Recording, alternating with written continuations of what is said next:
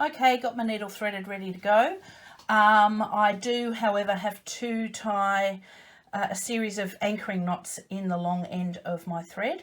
That's really important so that it does anchor to the fabric when you're trying to sew. This can be a really frustrating part of the exercise, learning to tie knots on top of each other, and it really is a case of just practicing tying lots of knots.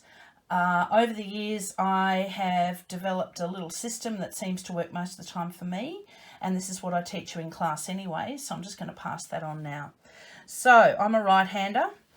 Everything I do with my right hand, if you are a lefty, you will do with your left hand. So I pick up the end of my thread like this. I hold the end of my thread in my right hand. About 5 centimetres away, I hold the thread in my left hand. At no time am I going to let go of the thread in my left hand. This seems to be the step that makes tying knots on top of each other successful. What I'm going to do is I'm going to make a loop with my right hand. I'm going to make a loop with my thread. I'm going to hang on to it with my left hand. I'm going to slowly tuck the end of my thread through the loop, and I'm going to pull it slowly.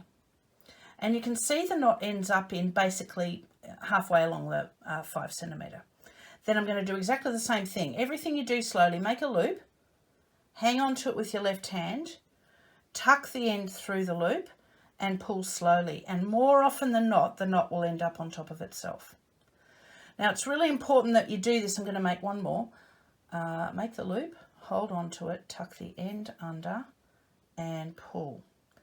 Okay, now it's really important that you make that knot thicker than the needle that you're sewing with, otherwise there's no point. Okay, so you can always check by holding your needle in front of it. And that's basically it. Everything you do slowly.